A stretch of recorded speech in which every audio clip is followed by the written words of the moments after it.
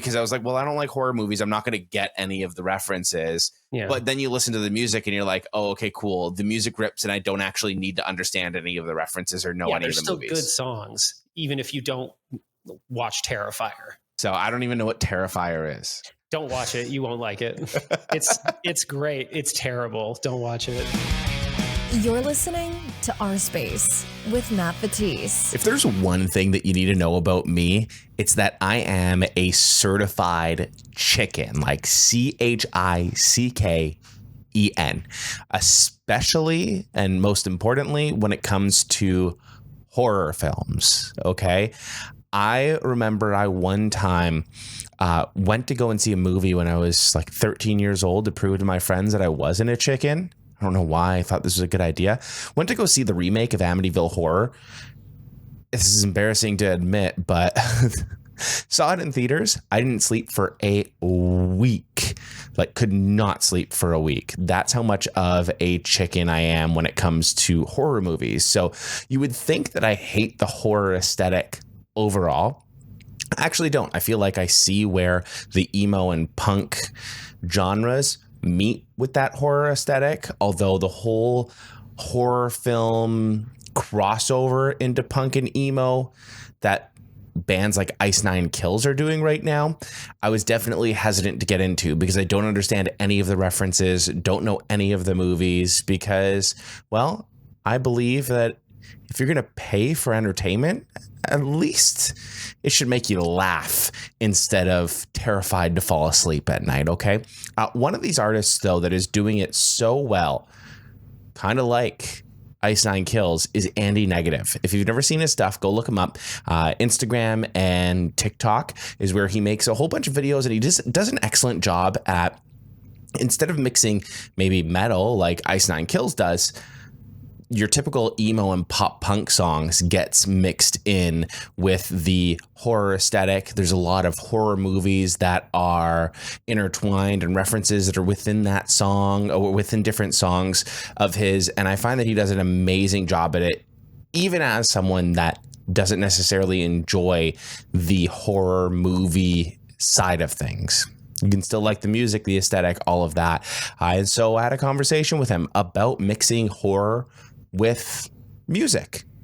And let's get into that chat now. I'm excited for this one. Andy, thank you so much for joining the show. Hey, what's good?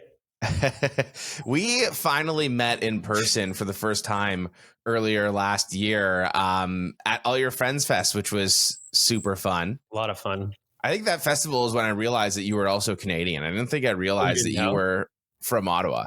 Mm-hmm. Yeah, most people don't. I think people assume I'm from the States somewhere, but Canadian. I feel like I got that a lot too in the beginning. People just kind of like assume if you're on social media that you're in the States. Yeah. Which is funny because there's like tons of people that I watch that I really enjoy. And then it's like, oh, they're Canadian too. What a surprise. There's all these people in Canada doing stuff and you don't even know. One of the things about your social media presence is, and about your music presence as well, is you mix a lot of horror with like the emo and pop punk stuff. And that's kind of what I wanted to talk about today. What made you want to go in that horror, emo, pop punk route? It's kind of like a natural progression for me, but like I've been obsessed with horror since I was quite young. I was introduced to like Nightmare Before Christmas when I was like 4. And then I watched shows like Goosebumps and Are You Afraid of the Dark and things of that nature. And it just is like my whole life has been very horror. And then from 2007 to like 2015, I played in a horror punk band. We like toured all over Canada. We, did some stuff for record labels. It was a whole thing, big part of my life. And then I just like got sick of it. So I took a break for a while and then just kind of like naturally, it just sort of happened. I knew I'd get back here, but I was like, took a break. And now it's just like, I'm just back where I kind of feel the most comfortable and I'm having the most fun, which is just, I love horror. Me and my girlfriend just like watch horror movies all the time. I read horror books and I make spooky music. It's just what I like. You played in a horror punk band back in the day as well? Yeah. That's pretty sweet. That's pretty sweet. And so what made you want to transition out of it at that point? Well, because I did it for I think it ended up being about, it's like 8 or 10 years that I put into this project. And like at the time, it was like almost too much horror. Like there wasn't space for anything else. It was like very dialed in. And I was like kind of creatively wrote myself into a corner because I was doing all the writing. So it just became too much. And then I just needed space to do something different, to like get back to my pop punk roots, maybe write some like sad boy acoustic stuff, just like make some really cheesy poppy music. I was just like needed to outlet in a different way. And the band just kind of super imploded in on itself, as these things tend to do. Like we didn't hit the point of being big enough in that time frame that people just like lost interest. Some of them turned into addicts and, you know, just turned into shitheads and disappeared. And it was just band shit, you know? And so I took a break, wrote just other stuff, spent a few years just like, who's Andy?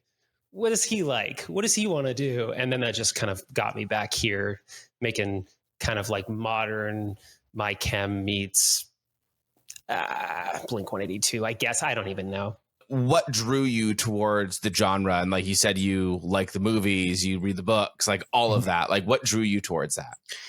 I also came from a family where they don't like horror movies. My parents don't like them. My brother doesn't really like them. So maybe part of it was like my own thing, you know, because it's like, oh, I'm going to do this. I'm going to listen to punk music and I'm going to watch scary movies where people are bleeding all over the place and people are jumping out at you.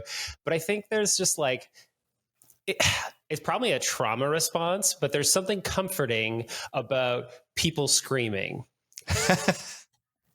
Basically, and like feeling like you're in danger, but you're not in danger. Like it's like towing the line, but there's nothing bad is going to happen to you because it's all make believe.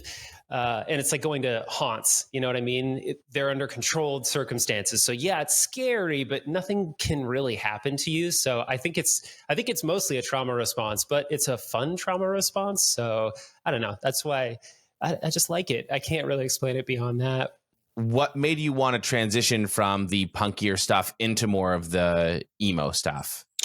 Well, I've been listening to emo since I was 15 years old or something like that, whatever, 2003, however old we were back then. And then at the time, no one else wanted to play stuff that was like that, like the more punk emo stuff. It was either people wanted to play the Midwesty stuff, which I definitely couldn't play, or they wanted to play like more punk stuff. So it was like, okay, the band I was playing in at the time was pretty much just like, I want to sound like Thrice. And I was like, I can't play or sing like that. So it's not going to happen. And then over the years, it was like, oh, punk's really easy to play live because you can just jump around like an idiot, play 4 chords, pump the distortion and scream. And it's good.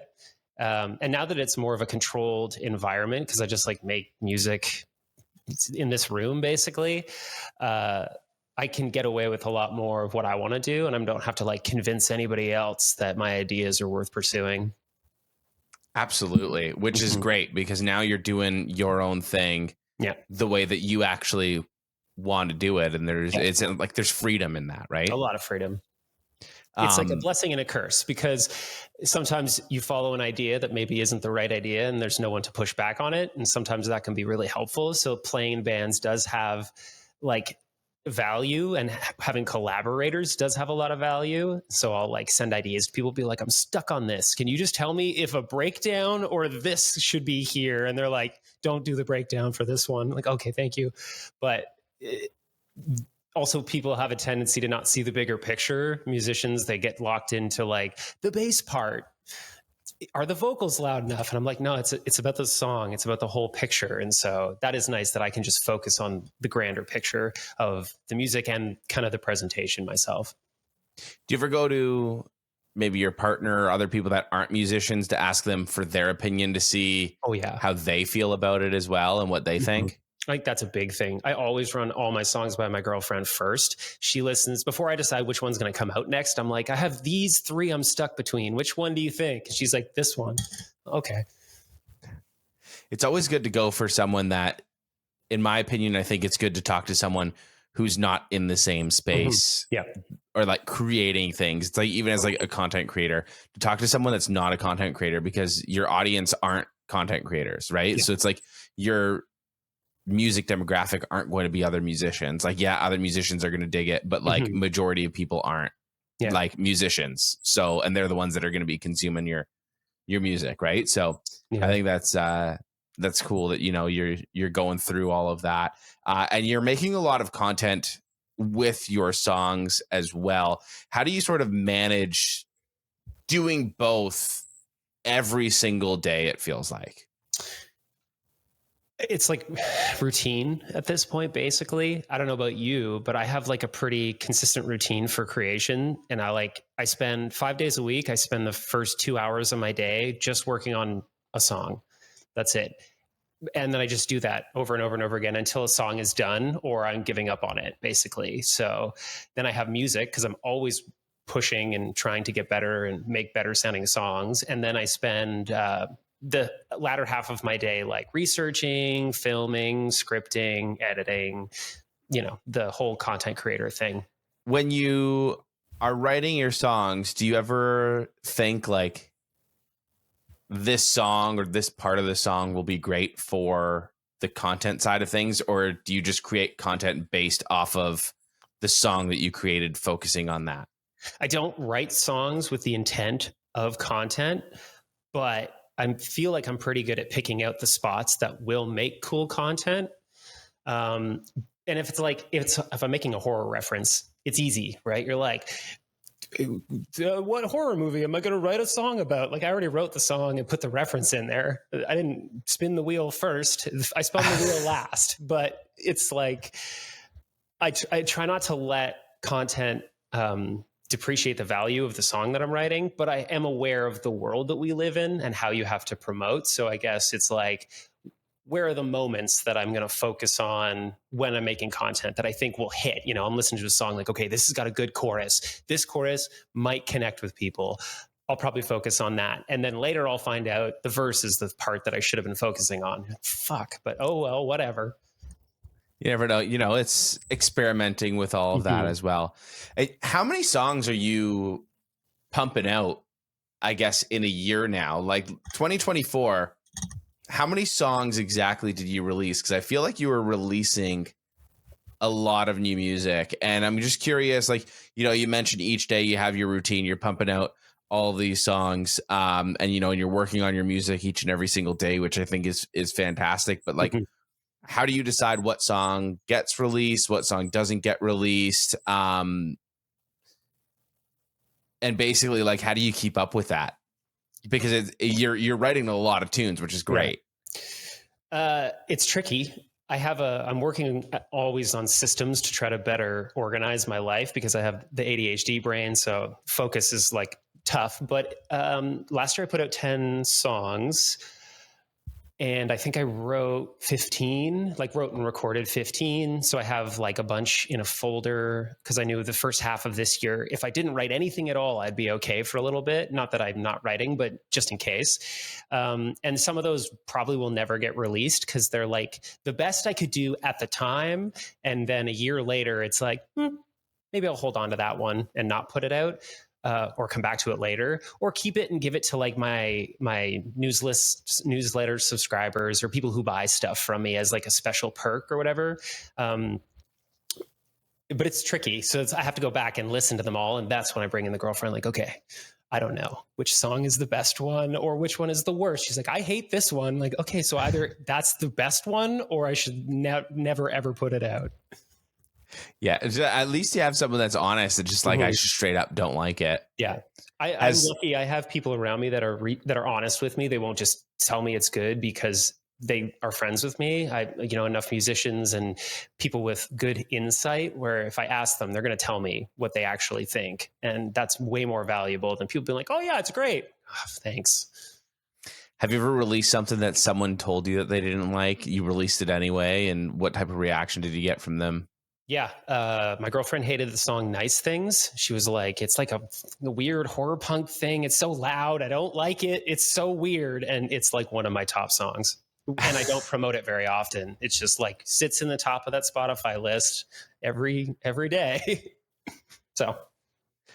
And you're not promoting that very often? Very rarely. I should probably make a video about it this week. There you go. We can get some ideas going for you there. Yeah, you can. I'm open to, if you've got ideas, throw them my way. Always on the hunt for ideas. Absolutely. How do you keep track of your ideas? I'm just curious. I'm like moving everything over into a Notion document that will have like, here are skit ideas with all the scripts, and then one that's just like, here are jumping off points. And then I have folders and folders on all the social media sites of like hook ideas and format ideas. And it's like, all right, let's go do some research and see what this creator does and what they do well and what they do poorly. And can I find a middle ground of an idea that I'm comfortable recreating in my own way? How do you do it? A little bit like you know, like if I see something that another creator did with a really good hook or like a really good idea, I like finding most of my inspiration from creators that aren't a part of the emo and pop punk realm, right? Like if I see someone that's doing cooking content and they have an incredible hook that I'm like, oh, that's so good. Like if I just twisted and made it an emo hook or whatever, like, and take that and spin it into my niche, and then it feels so fresh and not just like everything that every other emo creator is doing right now. Those tend to be my best videos because I'm taking something that did so well for another section and like another niche or whatever, and making it my own. And, you know, I don't do it word for word or exactly, but like work it into what my audience would like. And that's where I've found majority of my success with that. But like you, I've got a whole bunch of folders like that. And then I just have like a note document on my phone, and just endless. I got to get a little bit better at going back and like deleting some of the ones that I've actually done. Because some of them I go back, I'm like, did this. This one, I don't know how I can possibly do. I still need to think about it. But when the ideas come for me, I just kind of quickly put something into my phone, so it's somewhat of a half-formed idea there, and I can kind of go back and be like, what do I want to do? Or I mean, for me too, I think it's a little bit different than you because I'm not creating my own music and making content off my own music. Sometimes I'll just straight up be listening to one of my playlists, whether it's a nostalgia or like a newer music playlist, and I'm just like, oh, this line here would make for a great video, or oh, this part of this song would be great. And I kind of like just meme a song that I'm like listening to, singing along to, and I'm like, this is perfect. So then I just write that in my notes folder. That's great. And I feel like I have it definitely a little bit harder than everybody, but like you can take things that already have nostalgia for people and you can throw it out there, and it's like guaranteed to do better than like, here's something you've never heard before that I have to convince you is worth your time so that eventually you can build a connection with. It's a lot of work. It's a pain in the ass. It absolutely is. And I even find like I try to mix in some new music with the nostalgia stuff because I think a part of me deep down really doesn't want to be known as 100% the nostalgia guy. You know, the nostalgia stuff is what gets all the clicks. Like all of my videos that are like 1 to 5 million views are all nostalgia videos, right?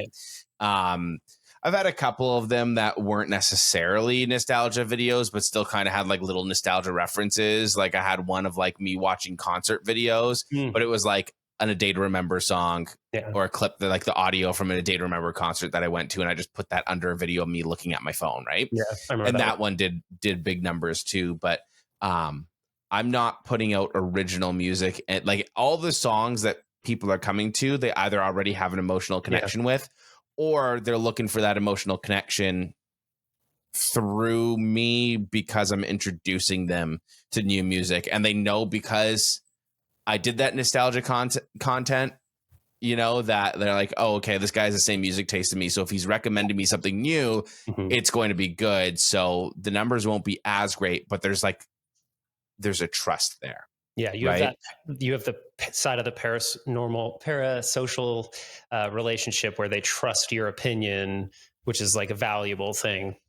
And that's something that like I try to do. That's what I want to do with the podcast. That's, you know, a big thing with this podcast, that it was the major reason as to why I wanted to start it. One, I wanted to, you know, dive deeper into longer form content, but two, I wanted to use it as a platform. The reason why I called it Our Space is because it's not my space, it's our space now. So it's kind of like we're we've got some of the nostalgia stuff in here, and we've talked to a couple of nostalgia acts, but like it's also now about pushing that scene. If MySpace were around today, who are the bands that we'd be discovering? Who are the artists like Anndy Negative that we'd be putting on our profile songs, right? Ironically, I had MySpace for my high school band and then for my horror punk band too, a long time ago though, so it doesn't apply anymore. Yeah, I had a few songs on there when I was in bands and doing some stuff throughout high school that I'm glad are not out there anymore. I'm so happy that you cannot find. I still want some of my old MySpace photos, but man, I'm so glad that the songs that I uploaded onto MySpace are no longer. No one can ever hear them. What instrument did you play? I was a guitar guy. Nice. And so I played guitar in like a political punk band, and we were like 15, 16, right? So like, what do we actually know about politics? Yeah. We were just basically angry and yelling at the mic, and it was like full like hardcore punk, like very like Minor Thready. Okay, yeah. And then I did like a little solo thing where just like acoustic guitar myself with GarageBand and like my childhood bedroom closet, that I hope that no one ever finds those songs ever. I kind of hope I get to hear them someday. I honestly don't even think I still have the MP3s. So if someone does have the MP3 somewhere, they do find it, they have to send it to me. Yeah. That's one of the coolest things about making content online for me, was that like when it started going viral, I had people from like my past, from like high school, like I hung out with for like a summer, maybe going to Wonderland or something like that. And we're like, oh my God, like you're on my For You page. Like we used to hang out in high school. Look at this picture. And they would send me pictures of me and them, or like me and my cousin and stuff like that. And it'd be like, I didn't have this photo. I lost this. Like, this is cool to have all these old photos. Have you ever had anything like that happen to you when it comes to social media and the virality side of it as well? I mean, like a ton. A couple like notable experiences where, a couple of my friends from high school reached out and were like, yo, I just saw you on my For You page. And I'm like, oh, no way. That's wild. Why are you watching my shitty videos? And they're like, no, it's funny. And then my girlfriend, this was before we started dating, a while before we started dating, when the When We Were Young thing went viral and I was on Catatonic Youths the first time. She was like in a car with someone and they're like, yo, check it out, Andy's on this page. And she's like, I didn't even know he made music, because I like worked in music venues in my city for like 10 plus years as like a sound tech and a bartender. So I was part of the scene, playing shows, but also working all these shows. So a lot of people in my local scene even just like knew me as the bartender guy at the punk bar. And she's like, I didn't even know he made music. And then she was telling me about that later. And I was like, that's so funny. What a weird experience. Life is strange. Was your music and that sort of like a connection on how you guys met and got together, or was that totally separate? These were two like separate incidences that just, she was like, oh yeah, I remember seeing this thing. I didn't even know that you were like active online promoting your music. And I was like, well, now you do. There you go. That's amazing. And actually, you mentioned the bartending within the local scene. I'm curious because I saw last year you were up on stage with Bowling for Soup in Ottawa. Yeah. Tell me a bit about that. How did that happen? What was that like? Honestly, that was like probably one of the top experiences of my life thus far. It definitely sits up there. But I was going viral on TikTok, and Jarrett followed me, the singer from Bowling for Soup. We messaged each other back and forth a little bit. He's like, yeah, I love what you do.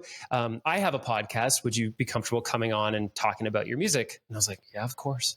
And then he was like, yeah, you're like one of my favorite musicians on TikTok. And then he gave me his phone number. So we just like periodically text. And then I saw they were coming to town. So I bought tickets and was like, hey man, I've got tickets to the show. If you have like a spare 10 minutes while you're there, do you want to shoot a video together? And he's like, oh yeah, sure. That'd be great. Let me know when you get here. And then he like sent down his tour manager, brought me and my girlfriend over, and we just like hung out with them backstage through the entire concert. And then he was like, anyway, we're going to put like a monitor side stage for you. You can just hang out there and watch the show side stage. And I was like, okay, which is sweet. They'd use in-ears, so they don't even have any stage monitors. So you can't actually hear anything on the stage except for drums. But anyway, then last song, didn't know this was going to happen. He's like, anyway, I'd like to invite the singer from Anti-Queens, the band, the other band that played, who the name's escaping me. I'm so sorry, guys. Anyway, and then and Anndy Negative. And I was like, like, wait, what? So he didn't even tell you that you were going on stage? No, he didn't prep me at all.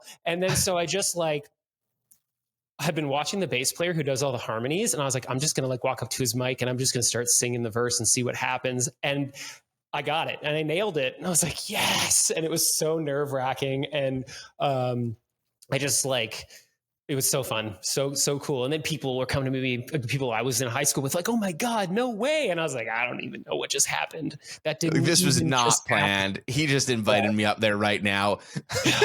And ironically, it's like I play periodically in like an emo night cover band here in Ottawa, like a couple times a year or whatever. And the previous one, we had done 1985. So I had learned it very well and it was well rehearsed at it. And I'm so thankful to the band leader for choosing that. I like texted him the next day. I was like, man, I owe you like a billion hugs. Because I was going to say, how awkward would that have been if you didn't know all the words? 1969 or whatever. Yeah, it was so cool. Anyway, Jarrett's like one of the nicest guys on the planet. The whole band, super chill, just like really awesome people. Like I can't say enough good things about them. Ever. I love that. Shout out to Bowling for Soup. They're super fun. I saw them at their Toronto show. They're super fun. That is so cool that you got that opportunity. I love that so much for you. And have you had any other really cool experiences like that due to your content? I mean, I got to speak with Anthony Fantano on his podcast because I went viral or whatever. And then just I've been shared on people's accounts. I've had dudes from medium big bands reach out to me, DMs, and just be like, yo, man, I'm watching what you do. I like what you do. I'm not going to drop any names, but you're like, oh, I listened to you 10 years ago. What? It's nice to know, like producers will reach out and be like, yo, man, I hope someday we can do something together. And I'm like, I need to figure out how to get into the US. Jesus. Yeah. That's it. And it's like affirming because so many people shit all over me in the comment section. But then behind, in the DMs, people are just like, oh man, you're doing great. I love what you're doing. Fuck these idiots. Does that ever bother you though, that like, you're getting people that are piling on to the hate stuff online and then the positive comments are kind of behind the door? They're not kind of like behind the screen or whatever, behind the curtains, and not them jumping into the comment section to show some support publicly? Not really. I understand where these people are coming from, right? It's like hate is such a powerful promotional tool. And the people that are like in the industry that aren't going to take the time to ever hate on anybody for working, they also don't want to be like, they don't sit in comment sections all day, or they leave a nice little comment here and there, but they're busy working, right? It's like the kids that are stoked about what you're doing that are in there fighting your battles for you, or like, the 25-year-old who doesn't really have anything else going on, but just like really likes your music. So I don't blame anybody. I don't spend a lot of time fighting battles in other people's comment sections either, because I'm just so busy trying to do the thing. That's fair. I was just curious because, people send you a message just like for a video that may be getting some hate, instead of just commenting on the video, saying, being like, hey, good job. It's probably better because I don't read a lot of comments anymore. That's fair. Yeah. Make sure you're getting... Do you get a ton of hate? Do you deal with that a lot? I wouldn't say a ton. Like you get the odd, like, cringy comment, but like that's kind of comes with the territory. If you're not getting that, I feel like you're just being boring. I find that like, I don't know. I don't necessarily hate those comments because I find that I make the best of them and I try to have fun with them as much as I can, in a sense of like,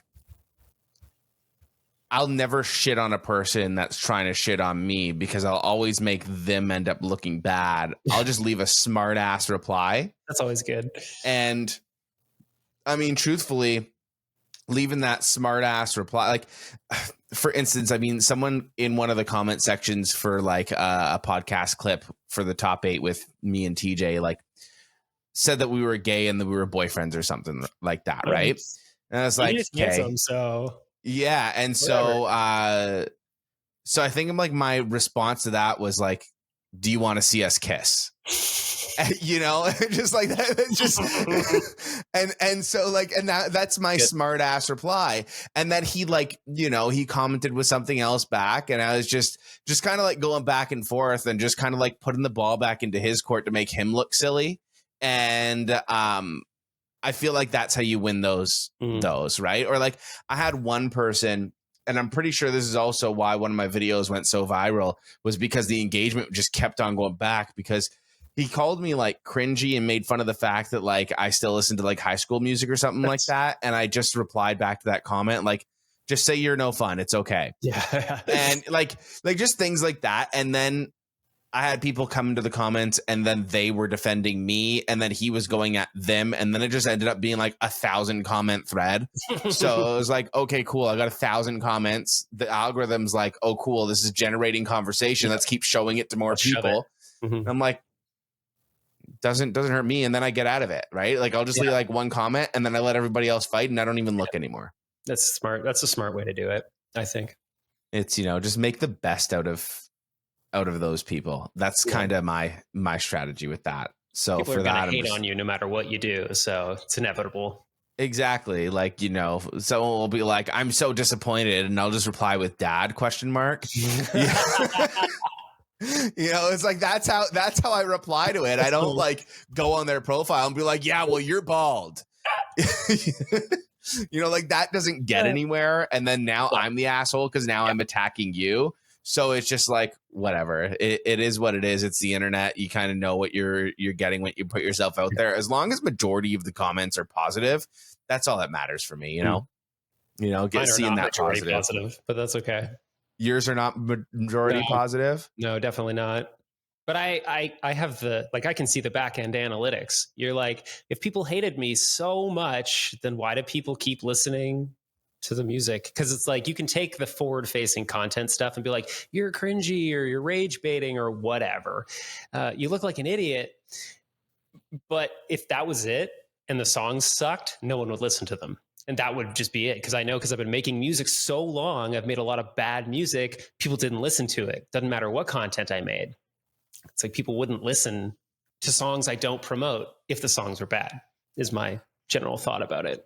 Yeah, absolutely. And clearly those commenters are allowing your content to be pushed to people that actually enjoy the music. And then when people are enjoying the music and checking it out, the people that enjoy the music, another thing is too, real quick, is I think that like majority of people that leave a comment or go out of the way, it's in order to spread negativity. Think about it. Like, people that have a positive experience rarely ever mention how positive the experience is. Like, the last time you went to a restaurant and you had an amazing meal, you know, great, I had an amazing meal. Now I know I'm going to come back to this restaurant. I had a great experience, loved it. Maybe I'm going to bring some friends, and that's it. But you have a bad experience, and, you know, you want to talk to the manager, and you need to leave the business a 1-star review, and you need everyone to you need to let everyone know that there was a bad experience.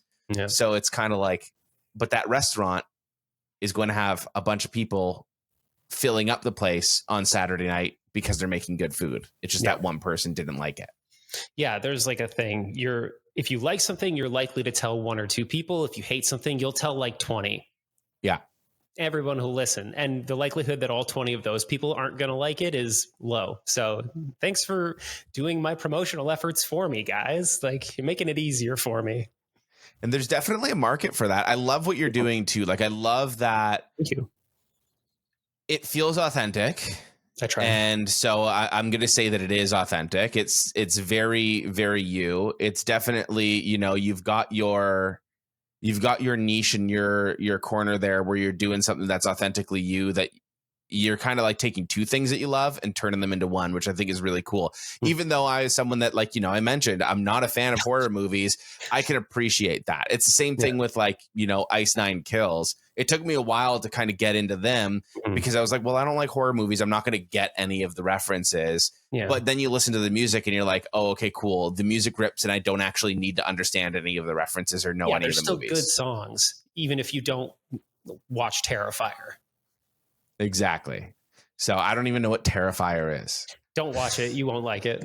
It's great. It's terrible. Don't watch it. I'll take your word for it. Yeah. What is your favorite horror movie? It's hard to pick one, but the original John Carpenter Halloween film was a big one for me. The original Saw film, also a big one for me. The Ring. And we'll just go with those three for now. It changes daily, but those are three like ones that had big influence on me when I was a lot younger and that I still love watching to this day.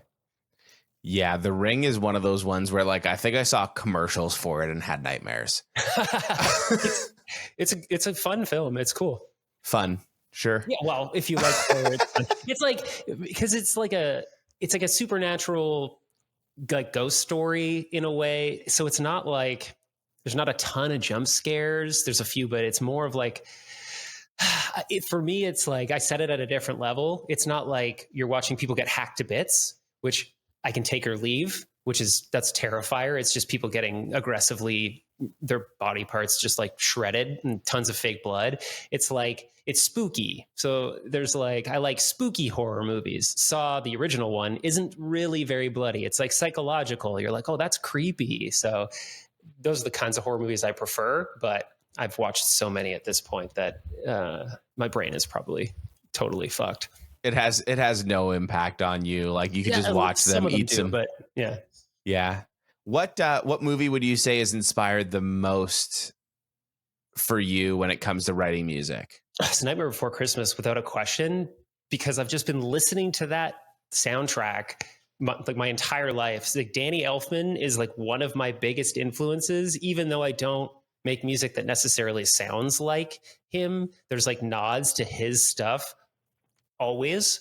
So, I mean, that's probably the biggest one. And it's just such a cool movie. I don't know.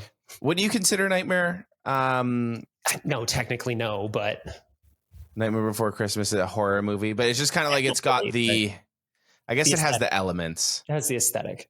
Has the aesthetic for sure. Yeah. And then I guess other than that, there's this movie called Dead Silence. It was made by the guys who did Saw, but they had a budget, and it's about haunted dolls. And the guy who did the music for it was in Nine Inch Nails for a little while, and his name's Charlie Clouser, and he's just like a phenomenal scorer. He does really interesting things with sound, and that's probably been like my 25 years old up to now biggest influence, is like trying to learn how he did stuff and then try to sneak little references to that into my music. What's a reference in one of your songs that not many people have pointed out and you kind of, snuck in there? I mean, there's so many hidden references, especially in the past year. And it's tough because I point out a lot of them too in social media content. Let me just think about it for a second.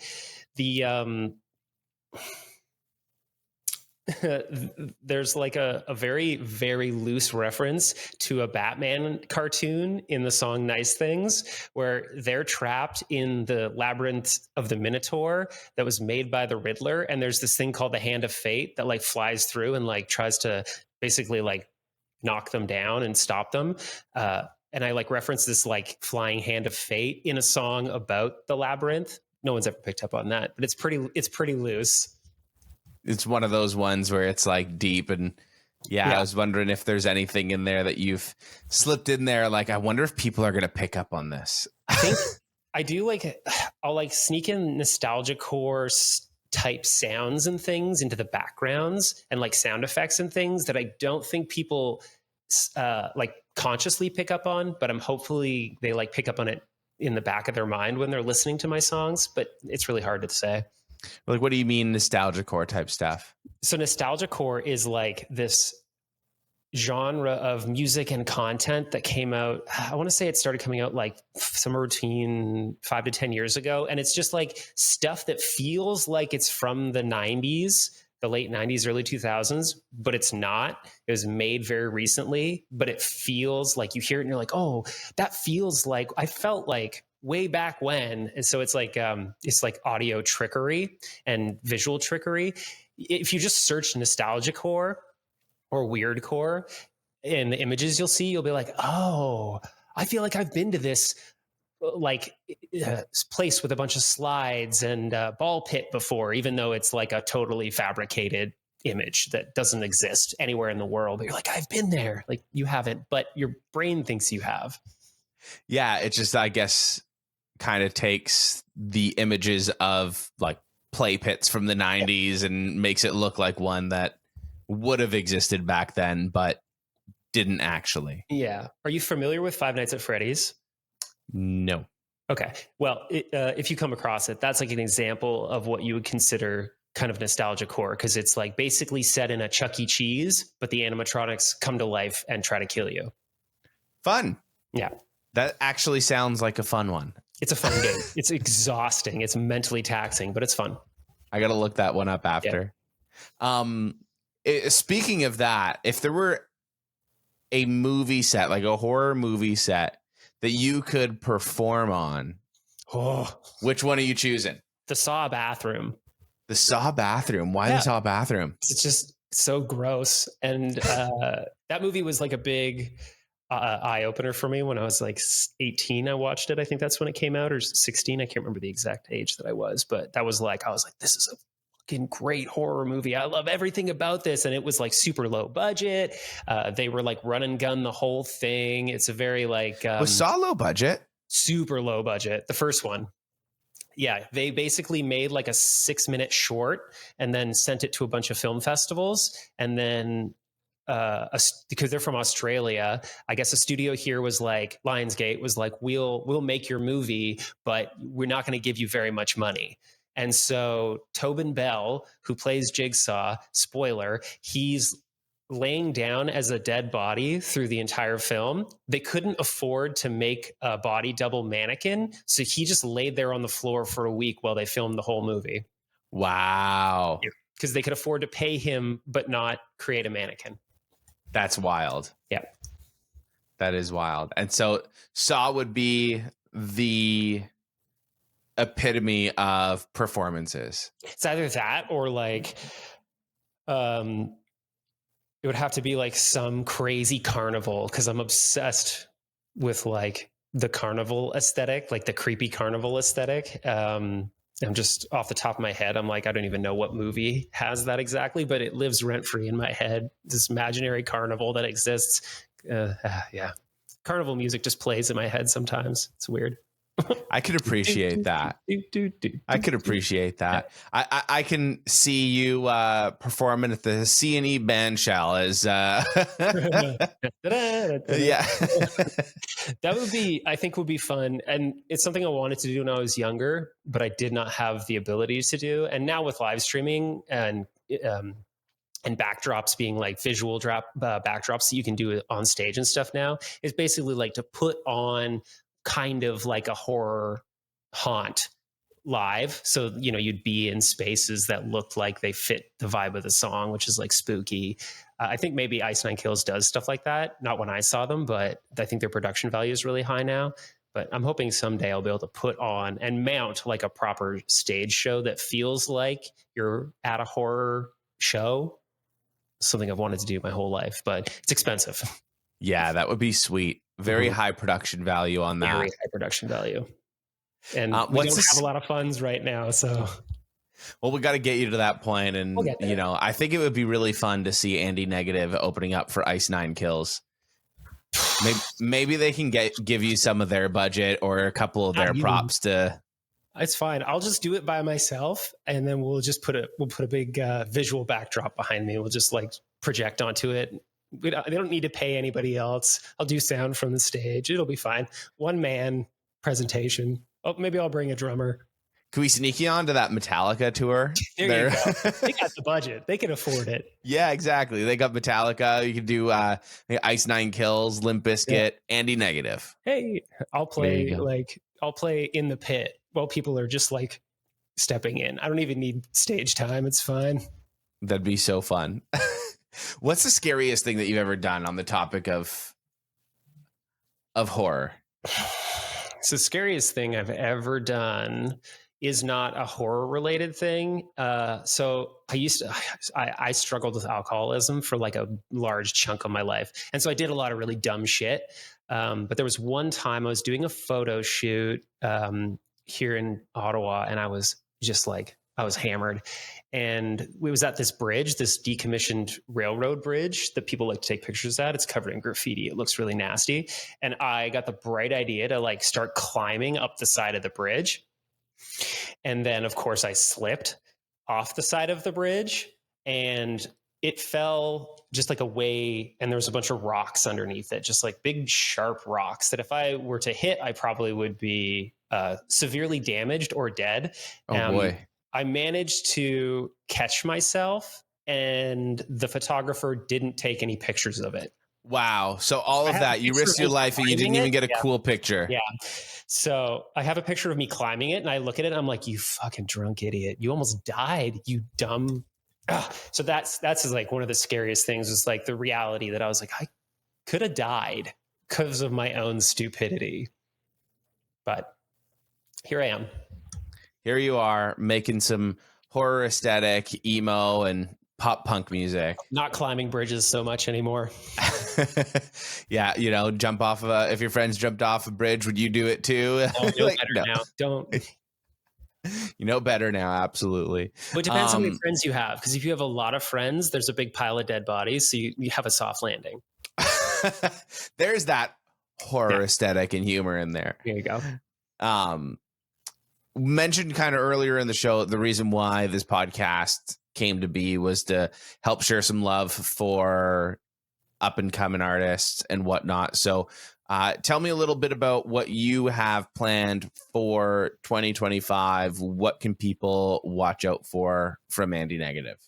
I got a bunch of banger songs coming. I'm working on one today that I think is going to make people cry a little bit. Which in a good way, though, in the way you want to cry when you listen to music. And then I'm just using this time right now. We're in January. I'm using a lot of this time to just research content ideas to try to make better stuff that's more entertaining for the viewer that focuses around the music. So the hope and the dream is that by the end of this year, I will have maybe managed to get confirmation on some shows that I'm trying to lock down, and then just some cool songs and some cool things for people to watch. So where can people watch this, find you, see those tour dates, find your music, all of that? So you can go to my website if you want, andynegative.com, Andy with 2 N's.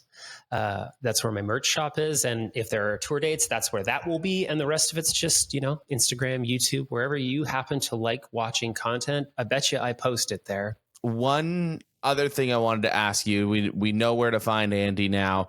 Who are some other artists that have been, working hard to promote their stuff that you are really liking right now, you feel like deserve some love? Mattstagram, he does really great stuff. And I think he actually just had a viral moment for a song that comes out in a couple days, I think. Anyway, he makes really cool kind of relatable punk music. Jules is Dead is another Canadian that I met at All Your Friends Fest, actually. She was like, oh, I watch all your stuff. Let's take a selfie. Oh, sweet. She makes cool kind of modern rock emo. It's good. It's good stuff. She came out with Cobra Starship when we were young. Yeah. She's signed to the same record label as Cobra Starship. Okay. Yeah. Or she signed to Atlantic, I think she said. I'm pretty sure she signed to Atlantic. Anyway, she makes cool music. They, I think so.